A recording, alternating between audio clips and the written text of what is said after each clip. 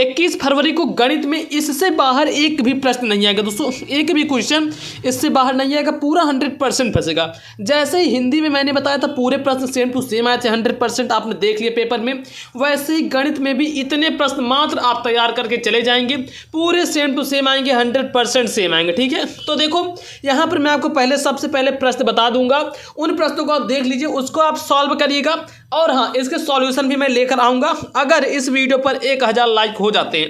अगर आप लोग 1000 लाइक कंप्लीट कर देते हो तो इसमें जितने भी 30-40 प्रश्न हैं सभी के सॉल्यूशन मैं लाऊंगा अलग सी वीडियो में। ठीक है, तो आप लोग प्लीज़ 1000 लाइक कर दीजिएगा अगर आपको सॉल्यूशन चाहिए। तो दोस्तों 1000 लाइक करके चैनल को आप सब्सक्राइब कर लेना, मैं इसके सॉल्यूशन डाल दूंगा। ठीक है ना दोस्तों, बाकी 100% आने तय है, ये इतनी गारंटी है। आप लोग वीडियो को सेव करके रख लीजिए, सेव करने के बाद जब पेपर हो जाएगा आप लोग मिला के देख लेना इसी में से आए हैं या नहीं। ठीक है, हम सबसे पहले क्वेश्चन की ओर बढ़ेंगे। पहला क्वेश्चन है यूक्लिड विभाजन एल्गोरिथम से संख्याएं 135 और 225 का महत्तम समापवर्तक ज्ञात करें। देखो यूक्लिड विभाजन एल्गोरिथम से क्या करना है, जो संख्याएं हैं 135 और 225 इसका महत्तम समापवर्तक ज्ञात करना है। देखो ये NCERT का है, 2019 और 22 में आया हुआ है। ठीक, NCERT के क्वेश्चन है, बहुत ज़्यादा महत्वपूर्ण है। फिर एक आएगा क्वेश्चन ऐसे करके कि सिद्ध करना रहेगा, सिद्ध कीजिए कि √3, √5, √7 एक अपरिमेय संख्या है। अब देखो जो सिद्ध करने के लिए यह है 100% आने तय, मतलब इसको हम और मोस्ट IMP में लिख सकते हैं 100%, ये क्वेश्चन तो आना तय है। अब ये नहीं तय रहेगा कि आपका ये 5 दे दे, यहाँ पर देखो दोस्तों क्या क्या दे सकता है, यहाँ पर दे सकता है 5 + √3 दे सकता है, √3 दे सकता है, √7 दे सकता है, इनमें से कुछ भी दे सकता है जो कि काफ़ी ज़्यादा मोस्ट इंपॉर्टेंट है। ठीक, उसके बाद बढ़ेंगे थर्ड जो हमारा क्वेश्चन है, दो संख्याओं का अंतर 26 है। दो संख्याओं का अंतर 26, अंतर मतलब उन दोनों को अंतर उसको घटाने पर अंतर 26 है, और एक संख्या दूसरी संख्या की 3 गुनी है, उन्हें ज्ञात करें। देखो दोस्तों आपको चिंता नहीं करनी है कि अब इसको कैसे सॉल्व करेंगे, मैं इसका सॉल्यूशन लाऊंगा, बस प्लीज़ आप लोग वीडियो पर लाइक जरूर से कर दो, इसका सॉल्यूशन मैं लाऊंगा। ठीक है ना, तो इसका सॉल्यूशन आएंगे, आप लोग दिक्कत मत लो, चैनल को सब्सक्राइब किए रहो, जल्द ही मैं ला दूंगा। ठीक, देखो NCERT 2019-20 में चौथा नंबर जो क्वेश्चन है ये बेहद इंपॉर्टेंट है, देख सकते हो डबल स्टार मैंने ऑलरेडी बना के रखा है, तो आप समझ लो कितना ज़्यादा इंपॉर्टेंट होगा। दो अंकों से बनी एक संख्या एवं उसके अंकों को उलटने पर बनी संख्या का योग 66 है। 2 अंकों से एक बनी संख्या है और उसके अंकों को उलटने पर जो बनी संख्या का योग आ रहा है 66 है। यदि संख्या के अंकों का अंतर, जो संख्याएं हैं उनके अंकों का अंतर 2 हो, मतलब वो दोनों 2 हो, तो संख्याएं ज्ञात करने बहुत ईजी है और काफ़ी ज़्यादा इंपॉर्टेंट भी है। फिर बढ़ते पाँचवा नंबर है NCERT 2022 में आया है। ये क्या है, निम्न समीकरण युग्म को रैखिक समीकरण युग्म में बदलकर हल कीजिए। देखो यह जो समीकरण युग्म दिया गया है इसको रैखिक समीकरण युग्म में बदलकर हल करना है।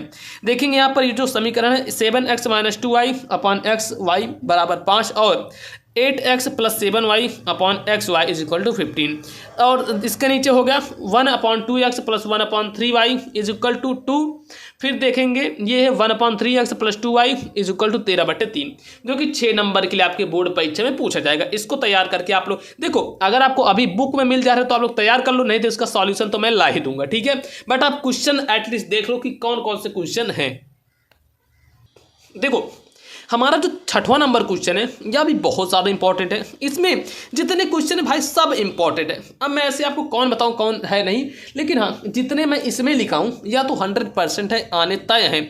आप पेपर उठा के देखेंगे आपको संख्याएं तक सेम मिल जाएंगी। ठीक है ना, देखो NCERT 2019-20 में ये तो निम्न समीकरण को हल करें। देखो निम्न समीकरण को हल करना है, इसको हम कैसे हल करेंगे, जो कि दिया गया है 1/x + 4 - 1/x - 7 = 11/30, x जहाँ पर बराबर नहीं है -4/7 के। ठीक, इसको हल करेंगे। इसको हम कैसे हल करेंगे, नीचे एलसीएम ले लेंगे तो ये x + 4 उसी में रहेगा, ऊपर आ जाएगा x - 7। ये देखो जब मैं हल कराऊंगा तो मैं आपको अच्छे से समझा पाऊंगा और आप समझ पाएंगे। तो उसके बाद 7वां नंबर है जो कि NCERT का है, 2019 में आया है 20 में। देखेंगे एक रेलगाड़ी एक समान चाल से 360 किलोमीटर की दूरी तय करती है। एक रेलगाड़ी एक समान चाल से 360 किलोमीटर की दूरी तय करती है। देखो दोस्तों उसके बाद है यदि यह चाल 5 किलोमीटर प्रति घंटा अधिक होती है, यह चाल 5 किलोमीटर प्रति घंटा अधिक होती है, उसी यात्रा में 1 किलोमीटर कम समय लगता है। अगर वह जो चाल है 5 किलोमीटर से अधिक हो जाती है, 5 किलोमीटर प्रति घंटा से अधिक हो जाती है, तो उसी यात्रा को तय करने में 1 किलोमीटर कम समय लगता है। तो रेलगाड़ी की आप चाल बताएं, रेलगाड़ी की चाल क्या होगी। इस तरीके के कुछ बहुत महत्वपूर्ण है। उसके बाद 8वां है, देखना जो 8वां है, समबाहु त्रिभुज में सिद्ध कीजिए कि उसकी एक भुजा के वर्ग का 3 गुना उसके एक शीर्षलंब के वर्ग के 4 गुने के बराबर होता है। सिद्ध करना है कोई समबाहु त्रिभुज जिसकी सभी भुजाएं समान है, समबाहु है। सिद्ध करना है कि उसकी एक भुजा के वर्ग का 3 गुना, उसकी एक भुजा के वर्ग का, एक भुजा जो है उसका वर्ग कर दें, उसका 3 गुना उसके एक शीर्षलंब के वर्ग के 4 गुने के बराबर होता है। ये सिद्ध करने वाला क्वेश्चन है, ये मैं आपको करवा दूंगा कॉपी में। फिर 9वां क्वेश्चन बढ़ते हैं, जो हमारा है, किसी समबाहु त्रिभुज ABC की भुजा BC पर एक बिंदु D इस प्रकार स्थित है कि BD बराबर 1/3 BC है। सिद्ध कीजिए कि 9AD² बराबर 7AB²। और यह जो है बहुत ज़्यादा महत्वपूर्ण है, काफ़ी ज़्यादा इंपॉर्टेंट। ठीक, इसके बाद बढ़ते हैं आगे जो हमारा नेक्स्ट 10th है, एक त्रिभुज के आधार की लंबाई 14 सेंटीमीटर है। कोई एक त्रिभुज है जिसके आधार की लंबाई क्या है, 14 सेंटीमीटर एवं ऊंचाई 7 सेंटीमीटर। दोस्तों देखो, एक त्रिभुज है जिसकी आधार की जो लंबाई है 14 सेंटीमीटर और ऊंचाई 7 सेंटीमीटर है। त्रिभुज का क्षेत्रफल ज्ञात करना है, आपको बताना है त्रिभुज का क्षेत्रफल क्या होगा। और यह क्वेश्चन भी काफ़ी ज़्यादा महत्वपूर्ण है। इनको आप सभी एक जगह नोट कर लो भाई, मैं बता रहा हूँ, इनको आप नोट कर लो, 100% यह आएंगे आपके पेपर में। ठीक है, इनको आप एक जगह नोट करो। जैसे हिंदी में पूरा फंसा है वैसे मैथ में पूरा आएगा, यह गारंटी है। बस आप लोग 1000 लाइक की ओर ध्यान दो, इसको कंप्लीट करो। इसको मैं क्यों बोल रहा हूँ, क्योंकि इससे थोड़ा मोटिवेशन बढ़ेगा तो आपके लिए और वीडियोस आएंगी, बस यही। ठीक, 11 नंबर क्वेश्चन है, के किस मान के लिए समीकरण 2x² - k ब्रैकेट में x - 2 बराबर 0 के मूल बराबर है। इसको बताना है कि के किस मान के लिए आपके जो समीकरण है इसके मूल बराबर है, इसको बताना है। देन आगे बढ़ते हैं 12 नंबर जो कि NCERT का क्वेश्चन है, 2019 में आया है, 21 में, 22 में। देखो ये क्या है, ये है के का मान निम्न में से है, के का मान निम्न में से कौन सा है। यदि बिंदु एक कौन सी बिंदु है, ए बिंदु है 2,3, बी है 4, सी है 6, -3 संरेखी है। ठीक, यह बताना है उसके लिए। उसके बाद देखते हैं 13वां नंबर जो क्वेश्चन है, 13वां नंबर क्वेश्चन है NCERT का 2020 और 22 का। देखो, y का वह मान ज्ञात कीजिए, y का वह मान ज्ञात करना है जिसके लिए क्या है, बिंदु, जिसके लिए बिंदु P ब्रैकेट में 2, -3 और Q जो कि ब्रैकेट में 10, y के बीच की दूरी 10 मात्रक है। इसमें देखिए y का ऐसा मान ज्ञात करना है जिसके लिए, देखो ये है, एक बिंदु यहाँ पर है P, एक बिंदु यहाँ पर है Q। ठीक, P का मान कितना है 2, -3 है, Q का मान है 10, y। ठीक, इसको ज्ञात करना, इसके बीच की दूरी का मात्रक जो 10, तो ये ऐसे लगेगा ना, ऐसे बनेगा। फिर क्या रहता है, x1 - x2 का होल स्क्वायर, y2 - y1 का होल स्क्वायर। ठीक, तो इसको आप कर लेंगे, बाकी मैं पूरा सॉल्व करवाऊंगा। पूरी देखो, भले ही आपके 4 से 5 दिन बचे, इसी में पूरा आपका खत्म हो जाएगा बिना किसी दिक्कत के, पूरी मैथ खत्म हो जाएगी। अगर अभी से भी आप पढ़ाई कर रहे हो तो आप बहुत ही अच्छे नंबर लेकर आओगे। देखो 14 नंबर जो क्वेश्चन है NCERT 2020 और 22 का है, वह अनुपात ज्ञात कीजिए जिसके बिंदुओं, वह अनुपात ज्ञात करना है जिसके बिंदुओं -3, 10 और 6, -8 को मिलाने वाले रेखाखंड को बिंदु -1, 6 विभाजित करता है, ऐसा अनुपात ज्ञात करना है। ठीक, इसको आप लोग करेंगे, काफ़ी ज़्यादा यह महत्वपूर्ण है, बहुत ज़्यादा महत्वपूर्ण है। अब बढ़ते 15 नंबर क्वेश्चन पर। देखो 15 नंबर जो क्वेश्चन है, 15 नंबर क्वेश्चन कौन सा है और ये क्या कह रहा है, ये कह रहा है कि बिंदु 5, 8 और 7, -3 के से खींचा जाने वाला रेखाखंड x डैश अक्ष तथा y डैश अक्ष से किस अनुपात में विभक्त होता है। और यह भी क्वेश्चन बेहद महत्वपूर्ण है, मोस्ट इंपॉर्टेंट है। ठीक है, तो अब बढ़ते 16 नंबर जो क्वेश्चन है NCERT 2020 का है, tan θ/1 - cot θ plus cot θ/1 - tan θ बराबर 1 + sec θ इंटू cosec θ सिद्ध करना है। सिद्ध करना कि ये जो है ये क्या इसके बराबर है, इसको सिद्ध करना है। उसके बाद फिर ये आते हैं 1 + tan square A/1 + cot square A बराबर है 1 - tan square A/1 - cot square A बराबर tan स्क्वायर A। क्या होगा, यही होगा 16वें का ये वाला, आपको सिद्ध ये भी करना है। अब देखो यहाँ पर आपका 17 नंबर क्वेश्चन आ जाता है कि NCERT 2019-20 का है 22 का। देखो 7 मीटर ऊंचे भवन के शिखर से एक केबल टावर के शिखर का उन्नयन कोण 60 अंश है। 7 मीटर कोई ऊंचा भवन है जिसके शिखर से एक केबल टावर के शिखर का उन्नयन कोण 60 अंश है और इसके पाद का अवनमन कोण, मतलब इसके अवनमन कोण जो है नीचे की तरफ जो झुका है जो जमीन पर 45 अंश। टावर की ऊंचाई ज्ञात करनी है। और आपको ये बता दूं इसमें से एक तो क्वेश्चन नहीं, यह पूरी एक्सरसाइज बहुत ज़्यादा महत्वपूर्ण है, तो मैं पूरी एक्सरसाइज खत्म करवाऊंगा ये। अब मैं इसमें ज़्यादा क्वेश्चन नहीं लिखा हूँ, इसकी पूरी एक्सरसाइज जो 8.4 है ना, इसका पूरा मैं खत्म करवाऊंगा, फुल सॉल्यूशन आएगा। ठीक, फुल सॉल्यूशन। बस आप लोग चैनल को सब्सक्राइब कर लीजिए, जो भी मैं वीडियो डालूंगा उसका आप लोग देखते रहिएगा, वह वीडियो देखते रहोगे तो उससे बाहर कोई भी नहीं आने वाला, इतनी तो मेरी गारंटी है। फुल एक्सरसाइज मोस्ट इंपॉर्टेंट है इसकी। उसके बाद बढ़ते हैं 18वां। देखो 18 क्या है कि NCERT का है 2019 और 22 का, 20 भी में ही आया 22 में भी आया। देखो यहाँ पर 18 नंबर क्वेश्चन है 4 सेंटीमीटर 5 सेंटीमीटर और 6 सेंटीमीटर भुजाओं वाले एक त्रिभुज की रचना कीजिए और फिर इसके समरूप एक अन्य त्रिभुज की रचना और करें जिसके भुजाएं दिए हुए त्रिभुज की संगत भुजाओं की 2/3 गुनी है। ये करना है 18 नंबर क्वेश्चन, बेहद महत्वपूर्ण है। फिर बढ़ते हैं 19वें पे। देखो 19वां नंबर जो क्वेश्चन है, AB और CD केंद्र O तथा त्रिज्याओं 21 सेंटीमीटर और 7 सेंटीमीटर वाले दो संकेंद्रीय वृत्तों के क्रमशः दो चाप हैं। यदि एंगल जो दिया है AOB बराबर 30 अंश है और तो छायांकित भाग का इसका क्षेत्रफल ज्ञात करना है। ये जो देखो ये छायांकित भाग है ना, ये यहाँ से लेकर यहाँ तक का, ये आपको इसका क्षेत्रफल ज्ञात करना है। ठीक, इसको कर लेंगे और इसका मैं पूरा सॉल्यूशन बताऊंगा। आप कमेंट करना, अगर आपको सॉल्यूशन चाहिए तो आप लोग कमेंट भी करो कि हाँ भैया सॉल्यूशन चाहिए।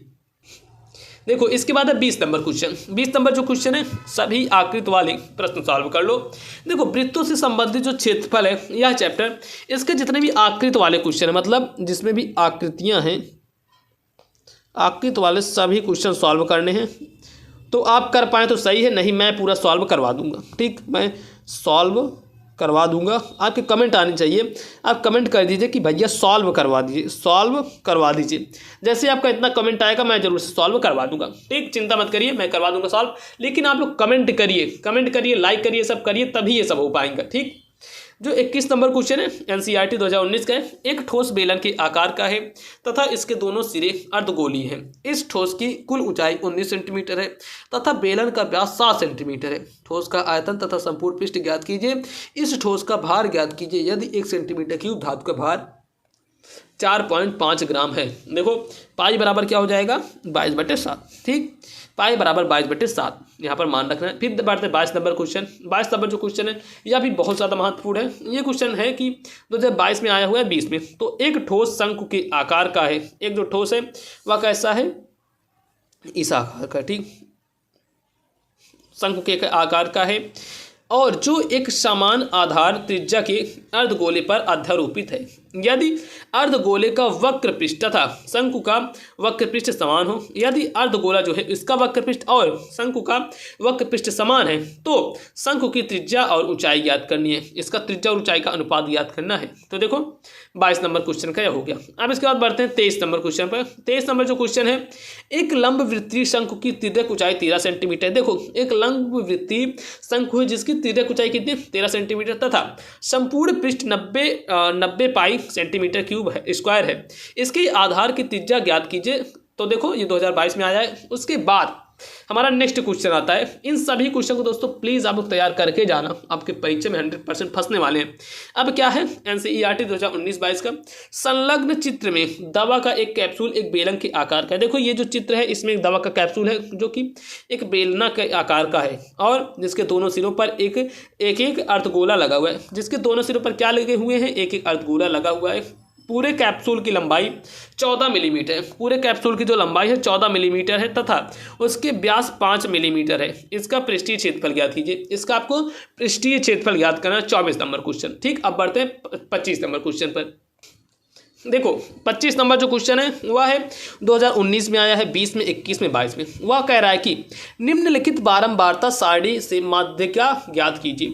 देखो यह एक बारंबारता सारणी है, इससे माध्यिका में याद करनी है। माध्यिका हम कैसे याद करेंगे, तो वर्ग अंतराल और बारंबारता, जो वर्ग अंतराल है 10 से 25 और 25 से 40, 40 से 55, 55 से 70, 70 से 85 और इसकी बारंबारता है 3, 10, 20, 13, 4। ठीक, ये है।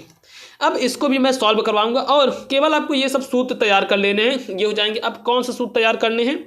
देखो, इसके 3 सूत्र होते हैं, 3 इसके फॉर्मूले होते हैं। ठीक, वह इंपॉर्टेंट फॉर्मूले बहुलक का हो जाता है, बहुलक तो आप निकाल ही लेंगे। माध्य माध्यिका बहुलक, देखो माध्य तैयार कर लेना आप, और है माध्यिका, माध्यिका और है बहुलक। ठीक, माध्य माध्यिका बहुलक, तो देख लो ये आपको तैयार कर लेने हैं, काफ़ी ज़्यादा इंपॉर्टेंट रहेगा। और हाँ, अगर मैं अच्छा सोचा पूरी बुक का ही मैं इंपॉर्टेंट दे दूँ, इंपॉर्टेंट नहीं मतलब जितने भी फॉर्मूले हैं, फॉर्मूला ऑल चैप्टर का दे दूँ, all chapter in one video, तो क्या सही रहेगा? आप लोग बताओ। अगर आप चाहते हो तो मैं दे दूंगा, आप कमेंट करना, अगर आप जो भी चाहते हो आप कमेंट करना। दोस्तों प्लीज़ आप लोग वीडियो को लाइक कर देना, चैनल पर नए हो तो चैनल को सब्सक्राइब करके चैनल के साथ जुड़ जाना, अपने दोस्तों के पास जरूर से शेयर कर देना। ठीक है दोस्तों, जय हिंद, वंदे मातरम। मिलते हैं हम आपसे और किसी नेक्स्ट वीडियो में।